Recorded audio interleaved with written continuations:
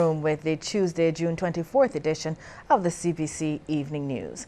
In our top story tonight, despite tremendous pressure brought on by recent budget cuts and retrenchments, the civil service continues to perform well. That assessment from President of the National Union of Public Workers, Walter Maloney. His comments came as unions joined other organizations around the world commemorating yesterday, June 23rd, as Public Services Day. We understand we are under tremendous strain because of the reduced sizes and because of the reduced budgets, because a lot of transfers has been cut from different departments. But public servants, by and large, continue to perform their duties, and I think that is important. You can see the fact that in the health sector, in the educational sector, you can see the work being done by members of the Customs Department, the Immigration Department.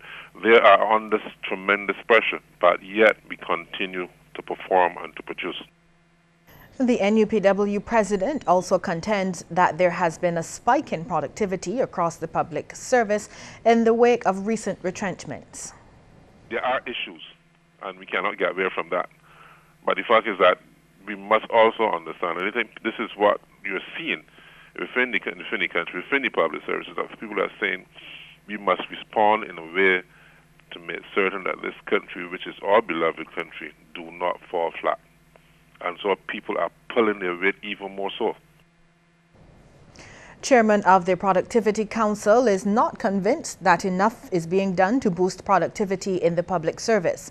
As a result, Dr. Akentulov Corbin wants greater attention on what's inhibiting the performance and productivity of civil servants. He made the remarks at the opening of a seminar entitled Productivity Analysis for Accountants at the Accra Beach Hotel this morning. So public sector reform started maybe 20 years ago in the public sector, but if you ask anybody within the public sector, how far have we achieved successes in productivity, successes in the public sector, but more importantly, the performance review development system that would assist in making sure that a productivity system works. PRDS is still a work in process, and many public sector organizations have not come on board. Dr. Corbin also revealed that the council is working with government to put productivity in prime focus in the public service. There's an initiative between the Productivity Council and the public sector, and there's the special committee of PSAs who are charged with the responsibility to put productivity in focus within the public sector, with a view, from my understanding, to ensure that the issue of productivity lives and comes to real life within the organization. More local entrepreneurs and innovators are now coming out of the CAFIL School of Business. It's the result of a partnership between that segment of the UE CAFIL campus and USAID, dubbed the Jobs Project. Project coordinator Janelle King spoke to CBC News about the success of the new program, as certificates were awarded to students of the pilot project. She says 5 new businesses were created. She also explains that it allowed participants to immerse their business models into the real world. The fact that they started with just ideas and they now have actual apps that people can download, they have customers, they have a whole bunch of strategic alliances in the case of Bookline. They're going places and they're very happy because, when you come up with a concept, when you come up with your own idea and then you get to see it actually become something which very established people think can work, that's excitement in itself. Well, focus was placed on health as activities continue to mark the 15th anniversary of the University in the Community lecture series. An open day was staged at the terrace of the Frank Cullimore Hall, where Barbadians took advantage of health and pressure checks and health advice. Also on show, the services and products from organizations and companies, including the Heart and Stroke Foundation, Nichols Bakery, Bryden Stokes, and the Ministry of Health. Deputy Principal of the UE Open Campus, Vivian Roberts, told CBC News the lecture series was conceptualized by the late Dr. Bradley Niles and has grown over the years. Well, when it started, it was simply a lecture series. What would happen is that I think once a month, someone from the university community would be invited to give a lecture at the central bank in the city, and it would be open to the public. And that has continued. But over the years, persons have come in from other campuses of the UWI. So people have come in from Jamaica, people have come in from a far afield as the United States, and have given this this lecture. I think many people are now more aware of what this is. Meanwhile, there's a reminder to journalists about the weighty responsibility they shoulder in the execution of their jobs. It comes from former journalist and public relations officer at the Central Bank of Barbados, Carl Moore. He was speaking at the UWI Open Campus University in the Community 15th Anniversary official opening reception. If a newspaper or broadcast station fans disorderly conduct through sensational or inaccurate reporting, it damages the community, hurts relations between people, and may cause needless pain and even loss of life. On the other hand, a news medium can promote better relations by reporting the issues fairly and going behind the dispute to find its true causes. The reception is part of a week of activities celebrating 15 years of the University in the Community Lunchtime Lecture Series. Principal and Pro Vice Chancellor of the UWI Open Campus, Professor Hazel Simmons MacDonald, says several activities have been planned to mark the occasion. The first, educational presentations by various professionals in their respective fields on various health and environmental issues, which are aimed at increasing public awareness. Secondly, opportunities to learn more about the UWI Open Campus and the Central Bank of Barbados. Third, literature and product displays in relation to various health and financial products and services.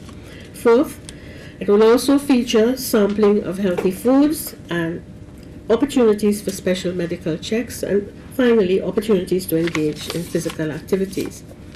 Well, there will be more news ahead in just a moment, but before we take a break, let us know your take on the question: are you satisfied with the level of service delivered by the public sector in Barbados? Text yes or no to short code 8111. The results will be revealed at the end of the news.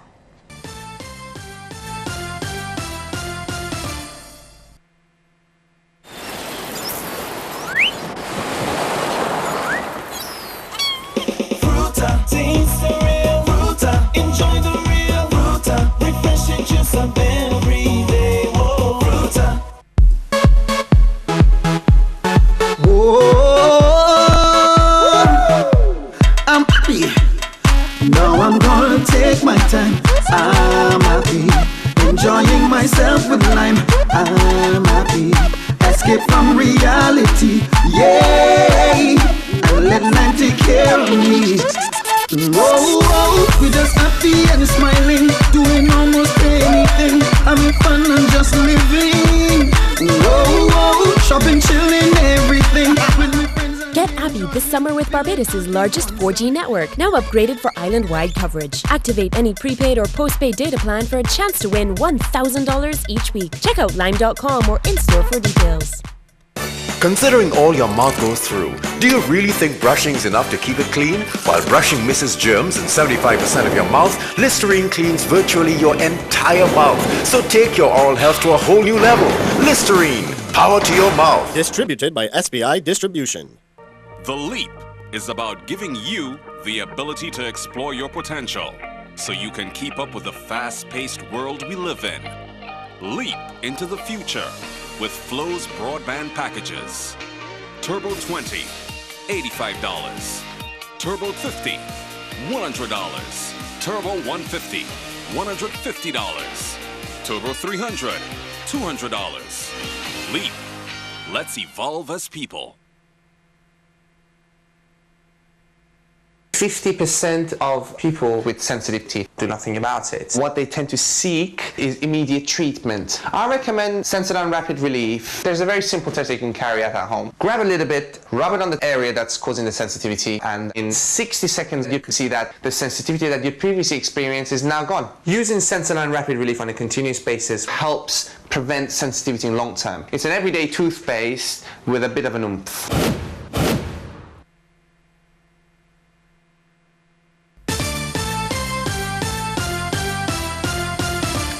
She made a last-minute decision to switch from studying science subjects at Cape to pursue a career in interior design. And the move has proven beneficial for Barbados Community College student Tyra Woodruff. The 18-year-old was announced as the winner of the first Jenny Blanc Design Scholarship recently at the Jenny Blanc's Whole Town showroom. The former Queen's College student was elated to win the one-year scholarship to pursue her lifelong passions. It's something that I wanted to do for a long time. I was pursuing science before actually getting into this field, and when I heard that we had the opportunity, I don't know, it kind of ticked off something in my brain that was very competitive, and a lot of the other students really inspired me and pushed me to do a lot better. The scholarship will cover flight expenses, accommodation, and the cost of a designing course at a London college. Caribbean director of the Jenny Blanc, Emma Blanc Corey, says the scholarship was created to help young designers in Barbados. As part of their final work, they were asked to do a full design of a 4-bedroom house, which we set the task for them to do. And basically, we're now here to award the scholarship, which involves 6 months in London, in our London branch, flights, accommodation, and then they come 6 months and work in the showroom here. Special needs students must be given opportunities to complete apprenticeships at various workplaces across the island. The suggestion from principal and founder of the Schoolhouse for Special Needs, Yasmin Vlakis. She is disappointed that there are few employment opportunities available for special needs students after they complete school. They may not be able to do the academics as we consider them necessary to function in Barbadian society, but they do have the skill and the know-how if they're given the opportunity, and I think we need to encourage more of those opportunities. So I would love to see corporate Barbados, factories and so on, open their doors and give these young people the opportunity to, have a chance. At the time, she was speaking to CBC during the Schoolhouse Open Day event. 19 students showcased the various pieces they produced during the term in the school's art and craft studio. Ms. Vlakis revealed that the school is striving to have the students' work sold at various tourist attractions across the island.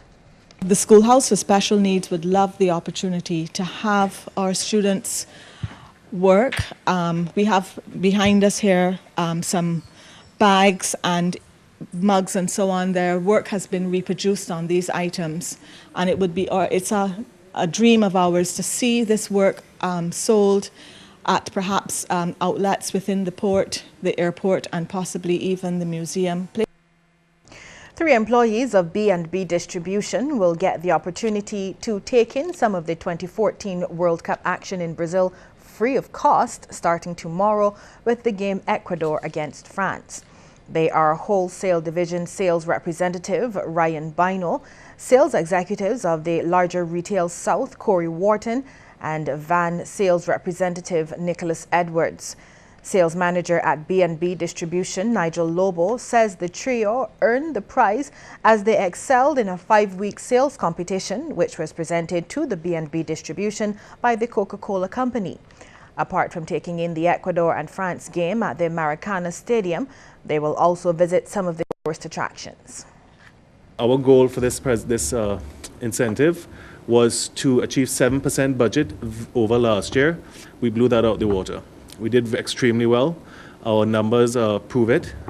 We show that there is a love for Coke. This is Coke country here in Barbados. People love Coke here, and it showed in the sales numbers that we got out of them. Well, the sales executives also shared their expectations for the trip. Achieving the target was not as hard as it seemed. I had a great team working behind me, which is the merchandisers that I supervise. They have made sure that, well, product was on the shelf, so getting it in the store was the main problem, but getting it on the shelf was not a problem. It was hard work because in my department it's more physical with the lifting and thing of the product, so it was kind of hard. But me and my second man, we made it possible. I'm excited about this trip, to be honest, but I'm also kind of fearful. I don't like to fly, but I guess once I get there, I will enjoy myself. Young Barbadian promoters are continuing to make their mark on the entertainment scene in Barbados. Among them, these youths, members of Trendy Boys Entertainment, the players behind the Water Explosion show taking place on July 6th at the AstroTurf. They're all between the ages of 19 and 21 and believe they're satisfying a demand for an alternative to the regular crop-over program. It will also provide a stage for many of the popular artists to market their music to young people. This is 40 years of crop over, so that's also where we try to have more artists, because normally it would be like more like a fete. We're trying to transition it so it could be more like a big show, one of the events that we can have on the crop over calendar, so people can look forward to it. It's like, all right, summer coming up. The first Sunday in July, Water Explosion, so that it can always be remembered earlier. Students of the St. Michael's School, both past and present, have been celebrating the service given to the institution by retired Principal Shelton Perkins. At a recent ceremony, various groups throughout the school, including the track and cricket teams, along with the choir and individual year groups, made tributes and presented gifts. In response, Mr. Perkins said he was particularly satisfied that past students, especially those considered difficult, were able to become successful members in society as a result of his influence. My greatest joy and reward is always to see students who have finished school and who have been successful and who come back to say thank you. Barbadians have been urged to help a visiting professor on sabbatical from the Netherlands at the UE Open Campus to retrieve a video camera containing all of his work. The Canon video camcorder was reportedly left on a Speightstown to Oyston's minibus around 6 p.m. yesterday. The camera was in a white plastic bag, which also contained a polo shirt. Now, if you've seen this Canon camcorder, please contact Gary at 417-4505 or 248-8554.